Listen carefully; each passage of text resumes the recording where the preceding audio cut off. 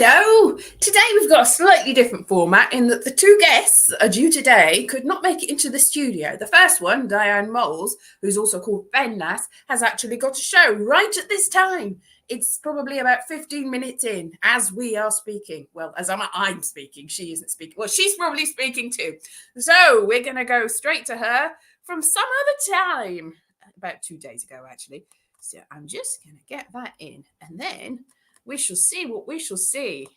Welcome to the studio, Diane and me. I'm talking to Diane Moules today about her show, Calling Coca Cola. Hello, Diane. Good afternoon. Pleasure to see you. Is this your first Fringe? This is my very first Fringe. My son put me up to it. He said my poetry should be out there. Oh, my goodness me. So it's all straight. As soon as somebody says something, it shall be done. Well, I've tried. How are you finding it so far? Very, very interesting. It's hard work trying to pass the flyers on to people, but it's great meeting all sorts, and everybody is so polite on the street. I've never known such polite people. Oh, well, that's where I come from. If you talk to strangers, they often go, ooh. But up here it's, no, thank you, or yes, please. That's nice. I mean, it might be that you've got a sort of welcoming face, really, a persona that makes people want to say nice things to you. Possibly. I think it does help, to be honest. Yeah, because I think there are certain people that people are like, nah, I'm just going to say. But I think you've got a sort of, you've got an aura of welcome. I've got a friendly face. A friendly face, exactly. So have you been getting audiences in?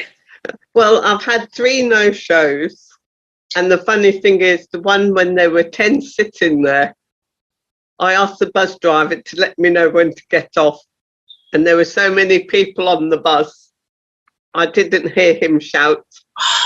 And at the very end of his trip, he stopped his bus, and I went to the front, and he said, well, you're still on my bus?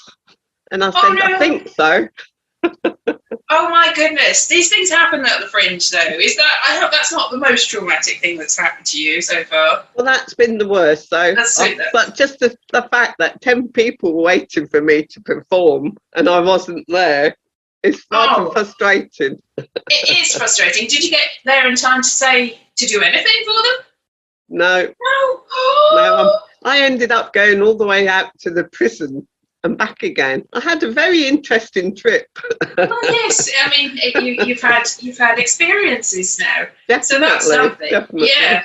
So did any of the audience come back, or? Yeah, yes, two or three. I've had 2s, 3s, and 4s, which is nice. But what's lovely is they've been so responsive. You can tell they're listening. But it's interesting because Burrito and Shakes, they can't do more to help us. But it's a working kitchen. So there's people coming down the stairs, going round the back of the set and going into the kitchen, doing their thing, and then coming all the way back.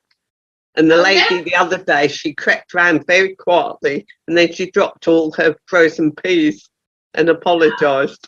Oh my goodness. Well, that is the trouble, though, because a lot of the free Fringe venues are in places that have got a lot going on, so you have to work around. You have to be adaptable, I found. Have you found that you've adapted? Well, they've put up with us. I simply put the microwave up louder and sort of put it into the show. You can't do anything else, can you, really?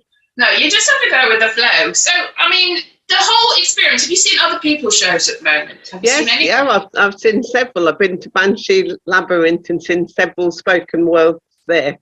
There's one called Aerial Pigeons, Claire. She's brilliant, and she's taught herself doing lockdown. She's got this great piece about 6 different birds, and she does all the accents. You'd really enjoy her. Yeah. So you met other people that have come into their own in the last couple of years, maybe. Yeah. That's good. Because I met you. Go on. No, you carry on, yeah. And Grant, who is the one after me, he does the show with the dialect, and he actually met one of the Doctor Who, so that made his festival. Wow, he met them at the festival? I don't know where he met the doctor, and don't ask me the name of the doctor because I've lost track. I used to watch it with my children, but it's sort of gone by the by. But yes, it made his festival because he's got a picture of him and his favourite Doctor Who when he was a child, and a Dalek in his hand. Wow, that's amazing. So have you had any similar experiences? Have you met any Coca-Cola? No, I've met several people drinking Coca-Cola, but no. So can you tell us a bit about your show? What is it about?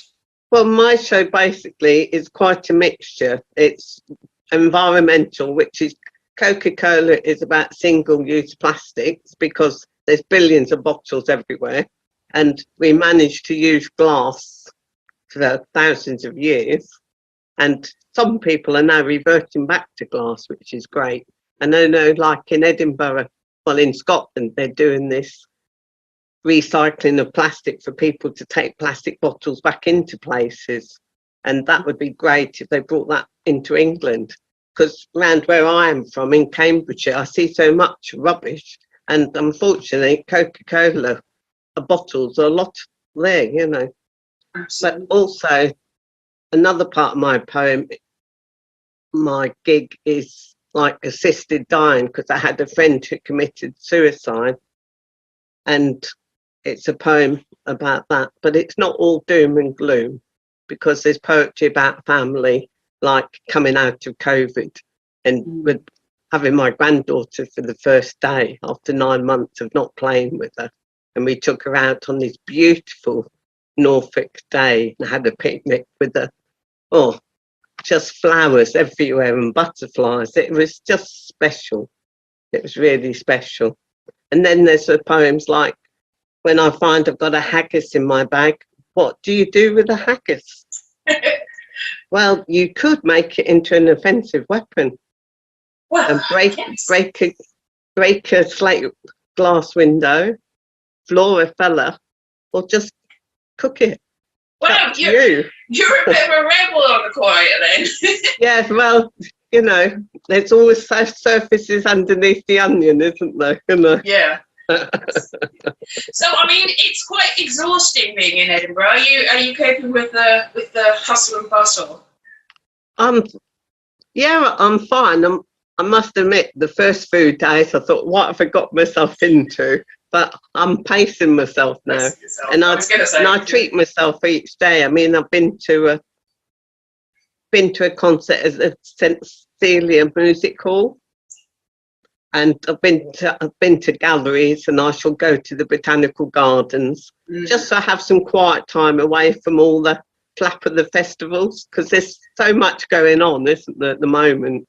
Exactly. So it's good to have some downtime in between your shows. I think a lot of people, especially the very young, up-and-coming, thrusting comedian types, they're like, go do this, gotta go to the bar, gotta run around, and they really do exhaust themselves and don't really find the time for the downtime. So no, there's an improv group. They're a lovely group of youngsters from Dublin, and they came in today and they look shattered, but they've had a very good week, and they did an excellent show at dinner time in burrito shape, but they've now finished, and there's a new person coming, and he's all about Shakespeare, so that will be an interesting show to watch. So that's amazing. That is the amazing thing about the Fringe. I find the variety. You can just go around and see so many different things, and turn around and see culture, and then turn around and see some comedy, which could be culture, and then music and all sorts of. There's a lot of spoken word as well, especially as you say, in Banshee Labyrinth. Well, while I was having a drink in one of the venues the other day, I was sort of eavesdropping, and this chap, and I thought, gosh, that's a very deep lecture about science, etc. But the person really knew what he was talking about, and he obviously had his audience. And I think, wow, you know, the way some people's minds work. It is fascinating being here. It's great fun. Yeah, so are you hoping to come back again in future years, or is this you? This is like, no. Well, I don't know if my son's still living here. If not, I have to borrow somebody else's sofa, because I understand people are paying a lot of money. Oh my goodness, yes. I think the people that are based in Edinburgh are having a bit of an easier time in that they're already there. But yes, I I didn't come up this year because I was, well, various different reasons, but the main thing was, can I really afford it? And it's like... Somebody said they were paying £2,000 and that did not include breakfast. No, exactly. More than that. I mean, in previous years, a few of them I've stayed in hostels, and I've stayed in like 14 beds in a room, which has worked out quite well and not too expensive. But then I thought, maybe I'll have a look. And I looked somewhere and it was like 13 beds in a room, and it was about £3,000 for the... And then I looked at how much it would be if I booked it in September after the Fringe, and it was something like £400 for the same amount of time. And I thought, I'm not, no, absolutely not. That is so wrong. I understand that they want to make a profit and they want to make money out of this, but when all said and done, this Fringe, especially the free Fringe, it's to get people started on their careers. I mean, I'm at the tail ends. Talk about starting late, but I'm at the tail end. But so many youngsters, they're so keen, and let's face it, after COVID, they've had nothing for the last 2 years. So then to not be able to come due to the price of accommodation, it's shocking, really. Yeah, it's the balance though as well, because I mean the people that live there, obviously they've got the rights to live there because it's so expensive for everyone. So the people that live there are also finding everything's risen. It is quite difficult. Yeah. So because they've now got 12 month rather than 11 month rent, then that's secure for the people that are in there. Yeah.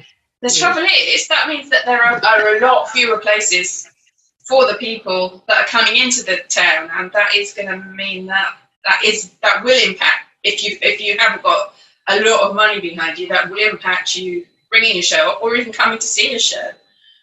But the fun thing is the flyering. It makes you laugh different people's ways of doing it, and it's so funny because you get these people from other places and they try and sneak in and they sort of pretend they don't understand what you're saying. And then they come and put a poster on your window and you're thinking, this is a free Fringe. Yes, there's a lot of cheekiness about. I do find that a lot. If you're in a venue, there's other people with other venues who are trying to sneak their posters in. I mean, some of the venues have got a deal with poster companies, so you're going to be careful, because if the poster companies are paying the venue, then obviously they have to let those up. But then there's a lot of people that are just sneaking in just randomly. Well, there was some, and there was like this massive, great pile of books suddenly, and I think I've no idea where these came from. And I thought one or two you could understand. But the thing is, I think some of the flyers, I think, right, I'm fed up of doing this. I'm going to dump 200 there and 300 there, you know. Well, I think that's the case with everyone. What you've got to do is find out where you're legitimately allowed to put these things, and if people have just made a mess in your venue with their flyers, then, I mean, it is a little bit dog-eat-dog. You have to just go, well, you can't, I'm sorry, it's just recycle them. Just recycle them. Yes, I have taken them off the window, the big posters, when they've snuck in, I'm afraid. They even put some on the outside of the window. Yeah, no, it's not. With sellotape. So where would I legally be allowed to put my posters? Because I haven't put any, because I understand there's a £75 yes, fine, that's the trouble. There are a few places that you are legally allowed to put posters. A lot of places are, you know, people have paid quite a lot of money to have them there, so don't stick them there. Don't stick them on any bins or walls or on any of those electric things, you know, the little cupboards. Don't stick them there. Don't stick them anywhere. I know one year somebody printed a load of stickers. I printed them all up, put them everywhere, and they're still there. A lot of them are still there. Don't do that. Really, they never came off again. But the legitimate places, I think a few times on the Royal Mile, there's like pillars and you're allowed to put posters on. The trouble is, if you get up in the morning and put a poster up, about 20 minutes later, it's going to have 6 layers of other people's posters. Yeah. So I would say posters, unless you paid the poster companies an awful lot of money to put up the big ones, then really just your own venue and ask other people nicely. Yeah, I mean, some shops and businesses will very much let you put your posters up and put flyers, but ask them first. Don't just put them anywhere, but you definitely can't fly poster anywhere. No, So, I wouldn't want to do that. It wouldn't be fair on people. No, and also because your show is environmentally friendly, maybe definitely, you will see next year you don't need to print as many things. You just, just need to use... If I survive this year. And you'll know for next year, yeah. I know one year, the only year that I have done posters, well, I asked for some posters from the printing company and they didn't bring them. They forgot them. So the very next year, they gave me 10 free posters and I'm like, I've got no earthly use for these anymore. Oh no, I think it was. I'd ordered flyers and they didn't get the flyers, so they compensated me with posters. So I put them just in the inside of my bed, so they were here. While you're watching my show, you can see my face on the wall. I didn't put them anywhere else. I took most of them home, I think. Well, that's it. I think my son might be recycling the posters. Have them framed. It's a shame my granddaughter's not up here because she could use them as drawing paper, the packs. Absolutely.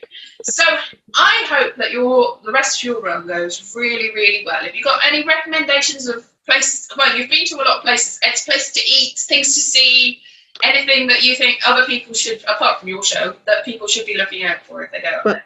Well, as I say, at the Banshee Labyrinth, like the Angel, the aerial pigeon, she was really good. And there's some great comedies around. There's so much, I can't, and everybody's choice what one person likes, another one doesn't. My advice is to just have a good pair of shoes on, take a raincoat and some water, and be prepared to wander. Absolutely, but also bring a little fan, a miniature fan, because you never know what sort of weather you're going to get. No, it's going to be like. It's been brilliant. The locals have said we've never had it so hot, so, Absolutely. Yeah. Okay, thank you very much, Diane, and have a really good time with the Fringe. Thanks. It's lovely to speak to you in the flesh. Hello, I'm back again. And so that's Diane Moules. She's Fenlass, also known as Fenlass, at 10:45 at Burrito and Shake on Southbridge if you want to go and see her show. Not today because you're seeing this, but for the rest of the run.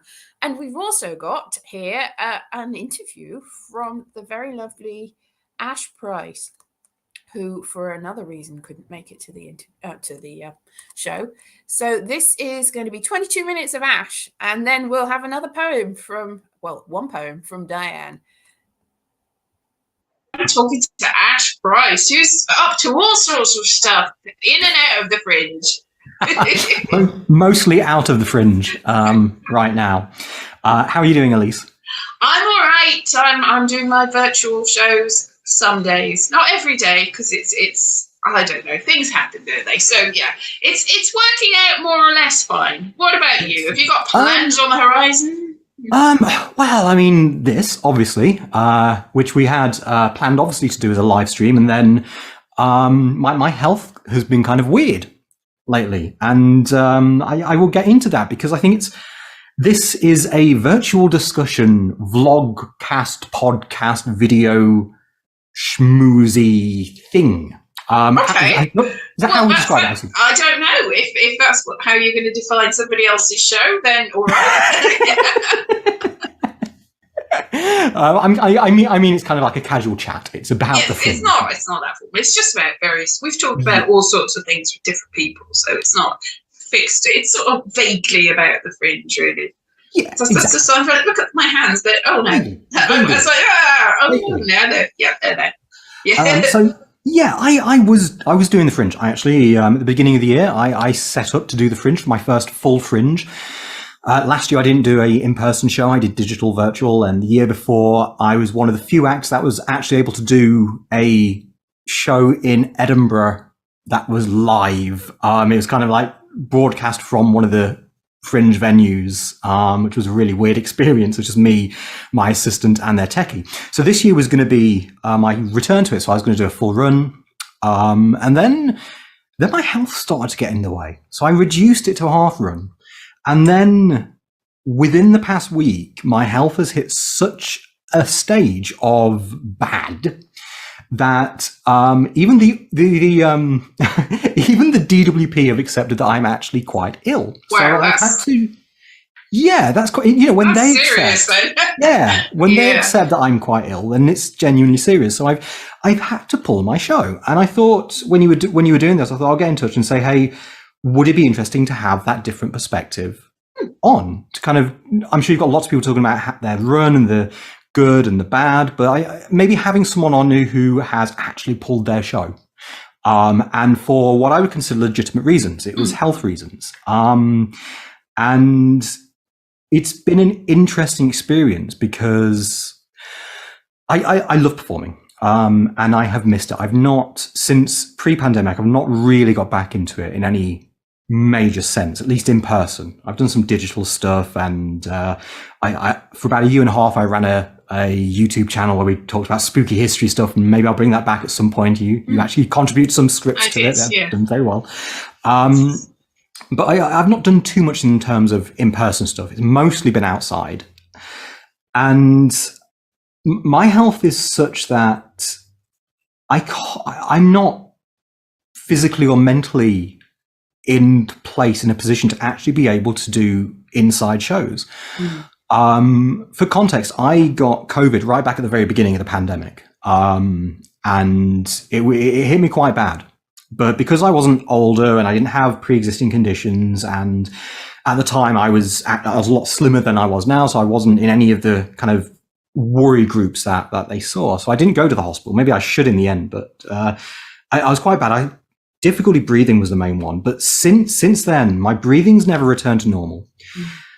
Because of how bad, not being able to breathe is quite traumatic. And that going on for weeks, and then slowly improving over months to the stage where I'm 95% breathing capacity now, back to normal, but still not complete. That's left me with agoraphobia and PTSD, which has been a really interesting experience, and not one I'm particularly a big fan of, but it's meant that I can't function in the normal types of setups I had.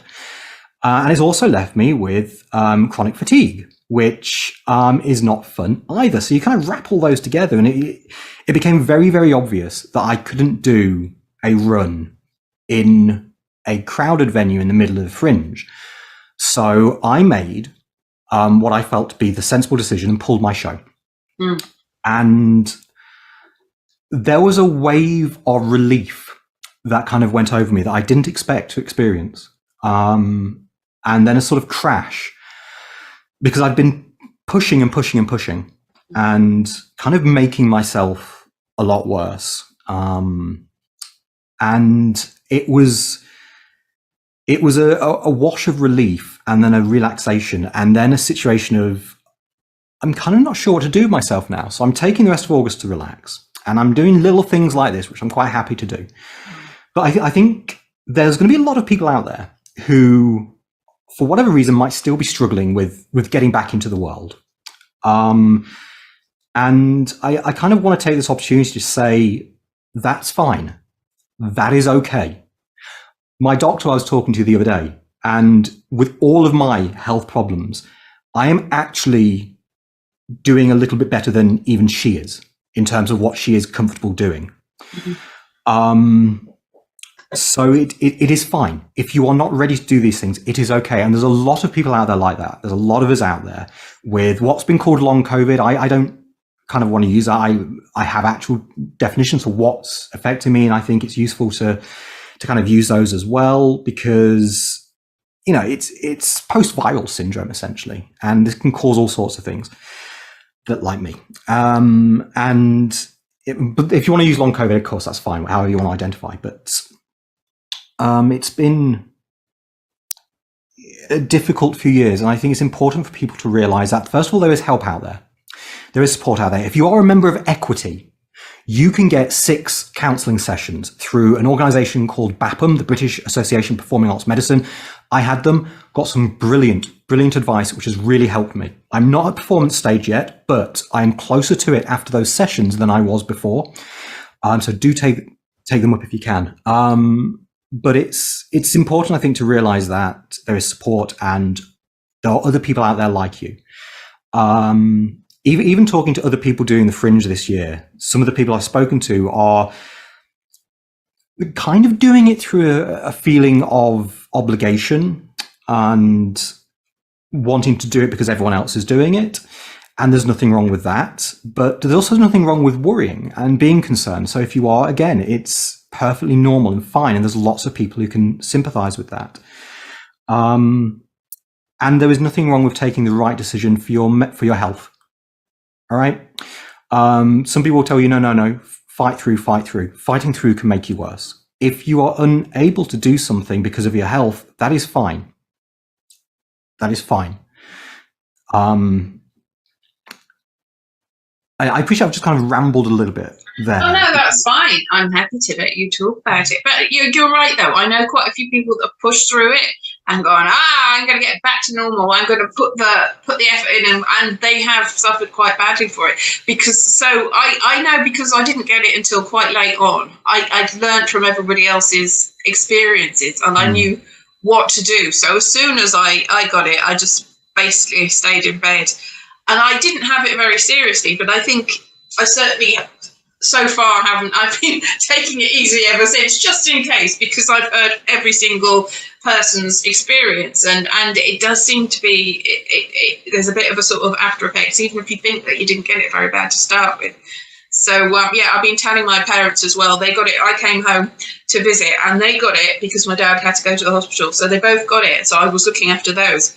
They had it a lot worse than me, but and they're like, well, why aren't we better already? It's like, please just take it very easy, because it's the difficult time just afterwards that you really need to be. Yeah, I think it's also there is a very loud narrative and a very loud group of people out there who are very happy to dismiss people's concerns, and to dismiss chronic fatigue or post-viral conditions or mental health issues as a result of it, to kind of dismiss them as hypochondria and laziness. And that's always happened within the chronic illness and disability communities. You've always had people accusing the chronically ill and the disabled of being lazy and hypochondriacs. And that's not the case. I want my life back.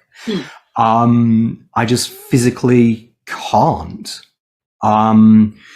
It's the way I describe it is like a tiredness I've never known. It's an actual physical inability to do things, even simple things at times. And there are good days and there are bad days, and some days are better than others. Today isn't too bad. But I can still feel this underlying sense of tiredness, this underlying sense of fatigue. That's just there at all times. There's this base level that's there. So it's not a case of it ever being okay, just less bad. But performing was my life. It was my identity. It's who I am, and to not be able to do that because the physical problems of the fatigue and the mental health issues that are there as a result of having been extremely sick, and it's very, very unsettling and traumatizing experience of not being able to breathe. It's very much destroyed who I am, and I'm slowly starting to get back to things. I'm slowly trying to do more and more. I don't know at what stage I will be able to get back onto the stage to do an actual full in-person show, but it's a long journey, and I was overly optimistic at the beginning of the year thinking that I could do this Fringe. And I kind of think that I probably knew that I couldn't do it probably as far back as June. But there was just something there in my mind of, well, if you don't do this, you're a failure. If you don't do the Fringe, you're not going to do anything else.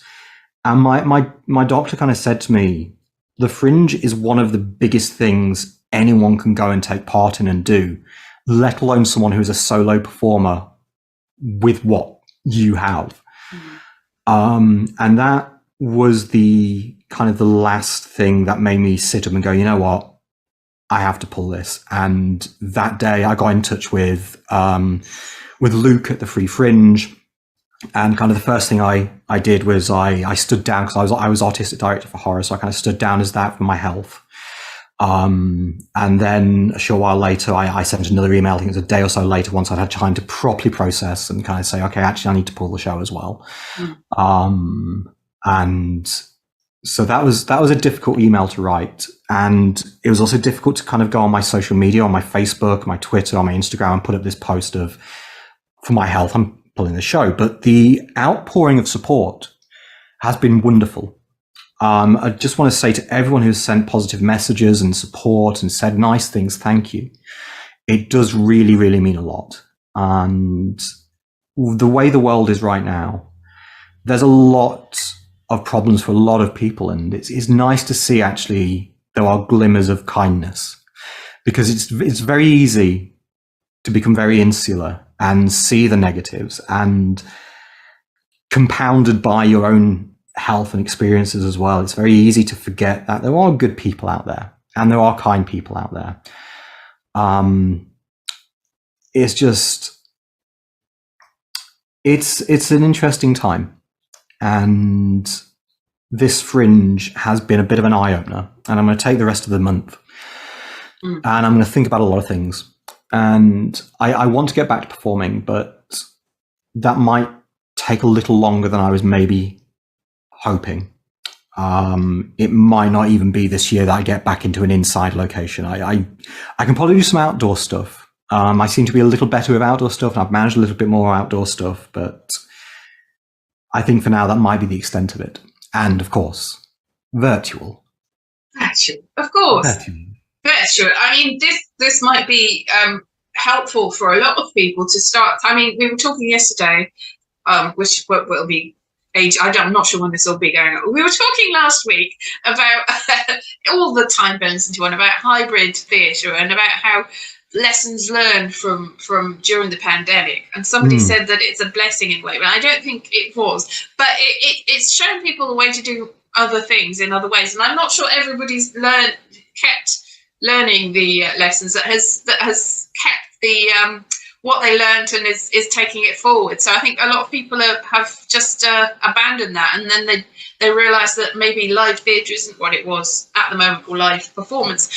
And they probably need to think a little bit creatively about how to make this work for everyone, because there's accessibility issues. There's people that can't go out. There's people that won't go out. There's people that just would just prefer not to at the moment, and still want to perform or have that in their house. Yeah. Well, kind of on that topic, may notice the T-shirt, Edinburgh Horror Festival. I'm the chair of that, and we've had a digital component since 2020. This year we're doing something a little bit different. We are making some of our live in-person shows accessible via a live stream. It won't be all of them, because some of the spaces we have wouldn't work too well with a live stream, noise bleed, things like that. But there's a couple of our spaces where we're going to be able to live stream some of the shows. And I thought it was extremely important that we were able to maintain some sort of digital component, because we got a message after last year's horror festival from someone overseas who said that they were very, very grateful for the digital elements because they wouldn't have been able to engage with it otherwise. And I think people need to remember that it's not just the people in your locale that can't or won't come out to see it, but you have potentially a global audience. And yes, cultivating it is difficult, and getting viewers can be difficult. And there isn't really a reliable guidebook on how to do it. A lot of the time it's flying by the seat of your pants. But there are people out there who want to engage and watch and take part in things for whatever reason. Maybe they don't want to go and do things in person yet. Maybe they can't. Maybe they just see it and go, hey, that's interesting, let's throw that on. And so I think we can't lose what we have with the digital element. I feel like it's slightly been slipping away over the past year, that kind of most people who are kind of fine with everything, or at least able to get through with things, kind of went, well, I want to go back to normal. And so everywhere kind of went along with that. And the progress we made, the progressive elements that we had put into place, the support we had put into place, the absolute incredible creativity that was coming out. Do you remember those early days of lockdown, the absolute phenomenal levels of creativity that was going on? We kind of let that slip a little. And it's a shame, because it's not something that we should have had just for lockdown. It's something we came across and went, oh, this is good. We should continue this. And there were lots of things that happened during lockdown that showed we can make a better world. But then, at the risk of going a bit too lefty, capitalist interests looked at it and went, now we're bored with that, and moved on. And it's a shame. It's a real shame. So, yeah, I think it's important to continue this type of stuff, and to cultivate it, and to share it, and to do it, and to try it. And if you're watching, hi, hello, how are you? Exactly. I won't do that again. Well, it was a little bit cheesy, but it was heartfelt, I think. So the Edinburgh Horror Festival is in October, I'm assuming, yes? Yes, it is. It runs from the 27th to the 31st of October. It is, this year, 99% of it is in the Banshee Labyrinth in Edinburgh. And there's some walking tours outside as well. And if you do want to check it out online for any of the digital streamed shows, you'll be able to find them on our website at horrorfest.co.uk. They're not up yet. We're not revealing our program until the beginning of September, and it might be a few more weeks before we work out exactly which shows are going to be digital streamed and which ones aren't, and what time, and all of that. It's going to be something we need to sit down and finalize with the acts themselves. But we've got some really good stuff coming up. We're hopefully going to be having a macabre, dark clown workshop on one of the days, which I'm really, really excited about. We've got some comedy. We've got a lot of theatre this year. And the Banshee Labyrinth, the chamber room, Molly's chamber we're using, is absolutely perfect for theatre and cabaret. It's just so wonderfully set up for it. And so we've got some really good theatre shows going in there. And we've got some storytelling acts, and we're going to be screening free films as well. So Rocky Horror is going to be screened every year. We do that.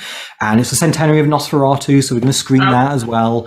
So we've got a lot on. And the Banshee Labyrinth have been super supportive. They're wonderful, wonderful folks.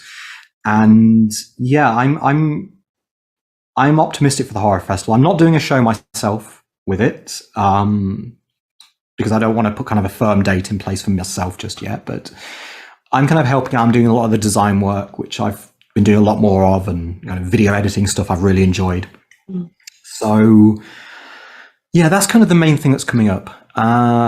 And other than that, it's working on my health. It's kind of working out what it is to live as a disabled person. And I've always had kind of health issues before all of this came along. Nothing that was a kind of comorbidity for anyone going, you had comorbidities. No, it's not what it was. But I have had some health issues before, and all of it now has meant I need to reevaluate things and decide, am I going to continue doing theatre performance? Am I going to transition more into digital stuff? I've really got into video making and filmmaking, especially documentary filmmaking on kind of weird and macabre topics. So I don't know.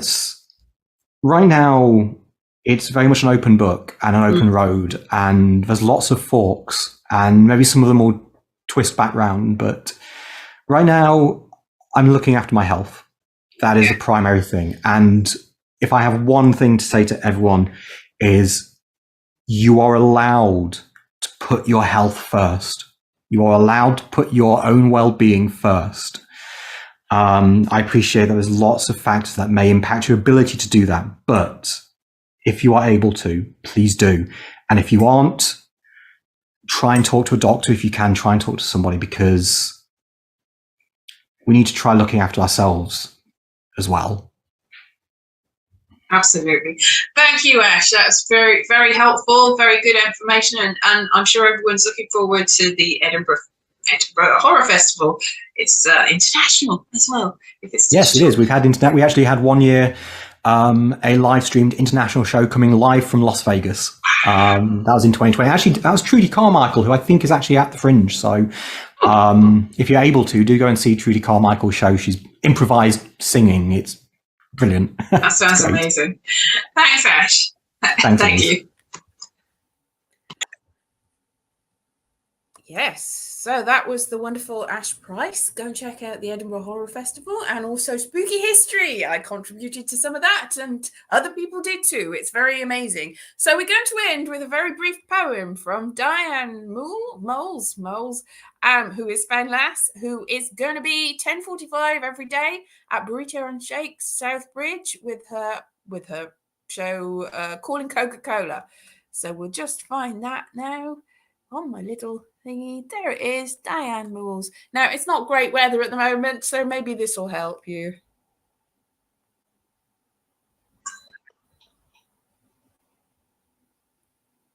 When life's a struggle and you're in a muddle, go out and find a puddle and play.